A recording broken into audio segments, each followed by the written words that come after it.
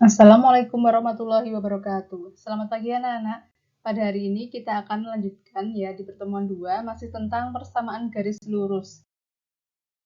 Nah, ini lanjutan pertemuan yang pertama kemarin. Nah, ada contoh soalnya ya ini sering keluar. Coba nanti diperhatikan. Kemarin kan kita sudah sampai topik keempat. Nah, sekarang topik yang kelima.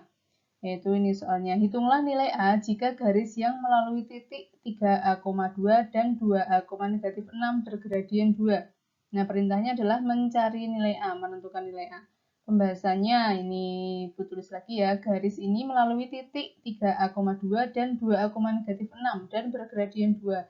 Artinya, gradien itu kan simbolnya M kecil, M sama dengan 2. Kemudian kita kemarin sudah menghitung gradien garis yang melalui dua buah titik. Caranya gimana? M sama dengan Y2 dikurangi Y1 per X2 kurangi X1.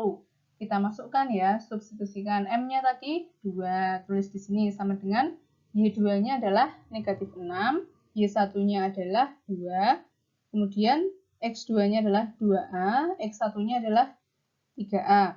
Kemudian ini dilanjutkan di sampingnya ya. 2 sama dengan ini negatif 6 dikurangi 2 adalah negatif 8. Kemudian ini 2A dikurangi 3A, yaitu hasilnya negatif A. Nah, kemudian ini dikali silang ya. 2 kali negatif A sama dengan negatif 8. Nah, ini negatif 8 ini kan sama aja dikalikan 1 ya di sini. Tapi kan kalau dikalikan 1 tetap sehingga tetap negatif 8. Kemudian ini 2 kali negatif A sama dengan negatif 8 kan tadi, berarti untuk mencari negatif A sama dengan ini negatif 8 dibagi 2, sehingga negatif A sama dengan ini hasilnya negatif 4. Nah, karena ini negatif dan negatif berarti A-nya bisa kita tahu yaitu 4. Jadi hasilnya ketemu A adalah 4 gitu.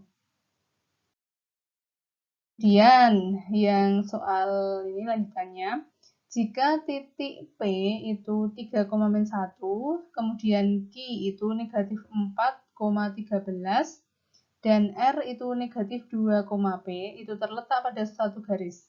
Tentukan nilai P. Nah, jadi soal yang kedua yaitu ini, kita cari gradiennya dulu. Nah, kalau garis itu kan minimal terbentuk dari dua titik ya.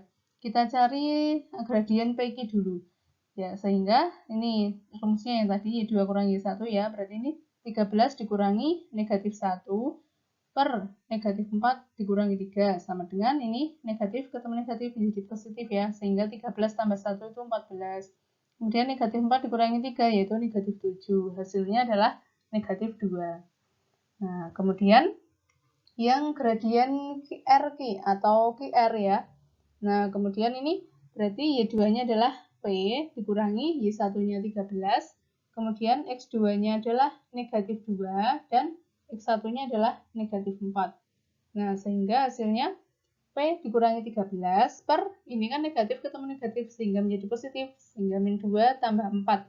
Nah, kita lanjutkan lagi, P dikurangi 13 per, ini hasilnya adalah negatif 2 tambah 4 itu 2. Sama dengan, tadi kan sudah diketahui gradiennya adalah negatif 2, karena dia itu kan terletak pada satu garis. Nah, kalau satu garis ya kan mesti sama gradiennya, sehingga ini negatif 2 kita peroleh dari yang sini, yang tadi sudah kita cari ya. Sehingga ini P dikurangi 13 sama dengan, ini dikali silang ya, ini kali silang seret-seret. Nah, P min 13 sama dengan 2 kali negatif 2. Ini kan sebenarnya negatif 2 per 1 ya, sehingga kan kalau dikalikan 1 tetap. Sehingga P dikurangi 13 itu adalah negatif 4. Nah, untuk mencari P berarti negatif 4 ini pindah ke sana menjadi plus 13. Sehingga ketemu P-nya adalah 9. Gitu, kita peroleh nilai P adalah 9. Kiri itu nilainya negatif. Gitu ya. Nah, nih materi selanjutnya gradien garis yang saling sejajar. Nah, posisi garis sejajar itu yang seperti apa? Ini contohnya. Perhatikan garis di atas. Coba kita hitung gradien garis AB dulu. AB-nya ini ya, gradiennya berarti negatif. Tadi gimana? Y per X ya. Y-nya ada berapa satuan? 1, 2, 3, 4, 5, 6. 6 per X-nya berapa satuan? Ini kan pojoknya ini, kita tarik garis lurus, berarti 1, 2, 3, 4, 5. 6/5 negatif ya, tapi karena ini kan bergesernya ke kiri. Negatif 6/5. Kemudian gradien garis CD. CD itu ini ya. Berarti MCD itu Y-nya berapa? 1, 2, 3, 4, 5, 6. 6 per X-nya berapa? 1, 2, 3, 4, 5. 6/5. Negatif lagi karena ini kan geraknya ke kiri ya. Jadi negatif 6/5. Nah, coba kita lihat bagaimanakah kedudukan garis AB dengan garis CD. AB-nya ini, CD-nya ini. Gimana kedudukannya? Sejajar, ya benar. Sehingga garis AB itu sejajar garis CD, gitu kedudukannya. Nah, yang nomor 2 itu, coba, tadi kan sudah AB dan CD. Nah, sekarang kita lihat garis KL dan MN. Nah, KL dan MN itu kita hitung gradien garis KL-nya dulu, MKL berarti ya. Y-nya berapa satuan? 2 per X-nya berapa? 1, 2, 3, 4. 4. Berarti 2/4 itu bisa disederhanakan ya menjadi 1/2. Kemudian MN, garis MN ini, Y-nya berapa? 1, 2, 3, 4. Ada 4 per X-nya 1, 2, 3, 4, 5, 6, 7, 8. 4/8. Disederhanakan bisa toh? Sehingga setengah. Nah, gradiennya 1/2. Nah, sekarang kita lihat bagaimanakah kedudukan garis KL dengan garis MN. Oh, ternyata garis KL itu sejajar dengan garis MN. Nah, sejajar ya ini. Jaraknya ini ke sini dan ini ke sini sama. Sehingga dari hasil di atas dapat disebutkan bahwa garis yang saling sejajar ini dia akan mempunyai gradien yang sama. Kalau sejajar gradiennya sama, gitu ya. Dan yang lanjutnya itu ini gradien garis yang saling tegak lurus. Nah, perhatikan gambar garis berikut ini. Kalau yang tadi sejajar, kalau yang sekarang tegak lurus. Ini yang pertama, ini yang kedua. Pertama, coba tentukan gradien H. Garis H-nya kan ini. Kita tentukan coba. Berarti gradiennya Y per X. Y-nya 1, 2, 3, 4, 5. 5 per X-nya berapa? 1, 2, 3, 4. 4. Karena ini ke kiri ya. Berarti negatif. 5/4 itu gradien H. Kemudian gradien garis G, ini Y per X, Y-nya 1, 2, 3, 4. 4 per X-nya berapa? 1, 2, 3, 4, 5. 4/5 sehingga. Nah, coba sekarang tentukan hasil kali dari kedua gradien tersebut. Yang tadi berarti MH, gradien H dikalikan gradien G, MG sama dengan punyanya H tadi gradiennya 5 per negatif 4 kalikan yang gradien G 4/5 sehingga dikali 5 kali 4 20. Negatif 4 kali 5 negatif 20. 20 bagi negatif 20 adalah negatif 1. Nah, sekarang kita lihat kedudukan garisnya H dan G itu kedudukannya gimana. Nah, ternyata garis H itu tegak lurus dengan garis G. Tegak lurus itu sudutnya berapa? 90 derajat. Itu ya, yang gradien garis saling tegak lurus. Kemudian yang satunya, tadi kan ngitung yang kedudukan gradien HG ya. Kalau sekarang gradien P, coba kita hitung. Gradien P, garis P itu yang mana ini toh? Ini P, yang ini Q ya. Gradien P berarti Y per X, Y-nya berapa? 1, 2, 3. 3 per X-nya 1, 2, 3, 4, 5, 6. 3/6. Disederhanakan masih bisa menjadi 1/2. Kemudian gradien garis Q, Y-nya yang ini toh. Y-nya berapa? 1, 2, 3, 4, 5, 6. Y-nya 6 per X-nya 1. Ini kan pojoknya di sini-sini, berarti 1, 2, 3. 6 dibagi negatif 3 adalah negatif 2. Betul. Terus sekarang coba kita tentukan hasil kali dari kedua gradien tersebut.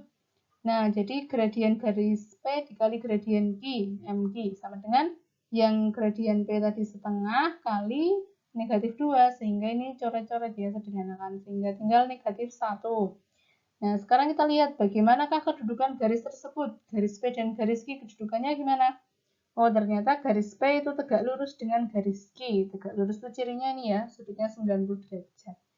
Nah, dari hasil di atas dapat diambil kesimpulan bahwa garis yang saling tegak lurus, hasil kali gradiennya adalah negatif 1. Kalau sejajar gradiennya sama, kalau yang tegak lurus itu hasil kali kedua gradien negatif 1. Begitu ya. Kemudian nih ada gradien garis yang sudah diketahui bentuk persamaannya. Jika diketahui bentuk persamaannya dan kita diminta untuk menghitung gradien, gimana? Contohnya ada persamaan ini Y sama dengan MX, itu kan contoh persamaan rumusnya ya. Gradien itu kan simbolnya M kecil. Nah, berarti M itu kan ada di depan X sehingga dikatakan gradien itu adalah koefisien X-nya. Bilangan yang berdekatan dengan X gitu. Contohnya Y sama dengan 3X, berarti M-nya gradiennya adalah 3 gitu. Kemudian kalau bentuk persamaannya Y sama dengan MX tambah C, ini ada tambah C-nya, contohnya Y sama dengan min 1/2X tambah 5, artinya gradiennya adalah Y sama yang tadi ya, M gradien itu.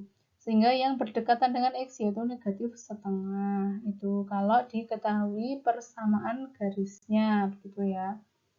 Nah,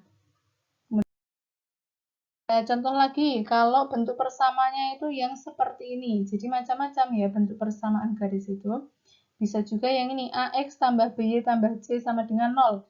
Contohnya persamaannya yaitu 2X tambah 3Y tambah 6 sama dengan 0.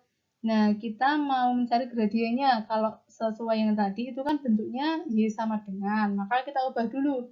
3Y sama dengan ini pindah ke sana, negatif 2X. Ini pindah negatif 6. Sehingga ini masih 3 ya, tapi koefisiennya supaya hilang, atau maksudnya supaya tinggal Y, itu harus dibagi berapa? 3 semua. Sehingga ini Y sama dengan negatif 2/3X dikurangi ini juga dibagi 3, 6/3. Sehingga menjadi Y sama dengan negatif 2/3X. Ini 6/3 adalah 2. Sehingga kita tahu gradiennya adalah berapa? Gradien itu yang berdekatan dengan X, yaitu negatif 2/3. Itu cara yang pertama. Bisa juga menggunakan cara yang kedua, yaitu ini persamaannya tadi kan ini 2X tambah 3Y tambah 6 sama dengan 0. Kita tahu A itu adalah koefisien X, yaitu 2. B itu koefisien yang ini, Y, sehingga 3. C itu konstantanya ya, angka konstanta itu 6. Dan rumusnya untuk mencari gradiennya, jika diketahui persamaan bentuk ini adalah negatif A per B, di mana A itu adalah koefisien X, yaitu 2, B-nya itu koefisien Y, yaitu 3. Sehingga gradiennya adalah negatif 2/3. Sama ya dengan diubah seperti ini atau dengan cara rumus yang ini, caranya berbeda tapi nanti hasilnya sama gitu. Dari latihan soalnya silahkan nanti dikerjakan ya. Nah, kalau ada yang masih belum dipahami boleh ditanyakan Ibu. Semoga hari ini bermanfaat ya. Ibu cukupkan sekian. Ibu akhiri dulu. Wassalamualaikum warahmatullahi wabarakatuh.